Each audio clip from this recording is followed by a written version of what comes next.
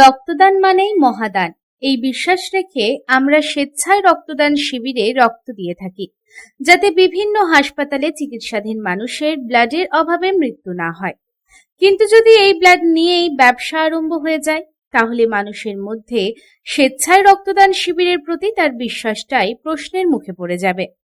এরকমই একটি ঘটনা সামনে এসেছে, যদিও পশ্চিমবঙ্গ স্বাস্থ্য বিভাগ এই গুরুতর অভিযোগটা খতিয়ে দেখছে।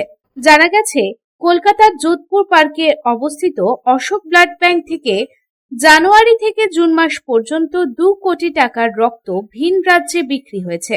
যদিও এদের মধ্যে উল্লেখ আছে ইউপি, বিহার সহ অন্যান্য রাজ্যগুলিতেও। বিক্রি করার মধ্যে উল্লেখ আছে ৩,২৬২ ইউনিট লোহিত রক্তকণিকা, যার বাজার মূল্য ৩৩ লক্ষ টাকা। আবার ৩,০০০ প্লাজমা বিক্রি করা হয়েছে, যার বাজার মূল্য ১,৬৫,০০,০০০ টাকা। মিডিয়া সূত্রের খবর, 5টি বহুজাতিক সংস্থাকে রক্তগুলি বিক্রি করা হয়েছে। ইতিমধ্যে এই ঘটনা প্রকাশ্যে আসতেই রাজ্যের স্বাস্থ্য ভবন থেকে নির্দেশ দেওয়া হয়েছে, আপাতত রক্তদান শিবির থেকে রক্ত সংগ্রহ করতে পারবে না অশোক ব্লাড ব্যাংক। এই প্রসঙ্গে রাজ্যের স্বাস্থ্যমন্ত্রী শারদ মুখোপাধ্যায় বলেন, এই ঘটনা নিয়ে ইতিমধ্যেই তদন্ত শুরু হয়ে গেছে।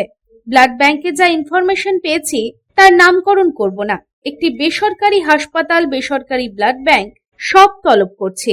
গতকাল খবর পেয়েছি এবং আজ সকাল থেকেই তদন্ত শুরু হয়েছে। অলরেডি তদন্ত শুরু হয়ে গেছে। আপনাকে আগের দিন বলেছিলেন সবাইকে, ব্লাড ব্যাংকের যা আমরা ইনফরমেশন পেয়েছি, নামকরণ করব না, কে করেছে জানি।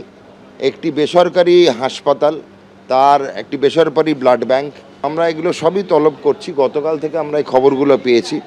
সদা তৎপর কিন্তু আমাদের স্বাস্থ্য মন্ত্রণালয়, আমরা ছবি পেয়েছি।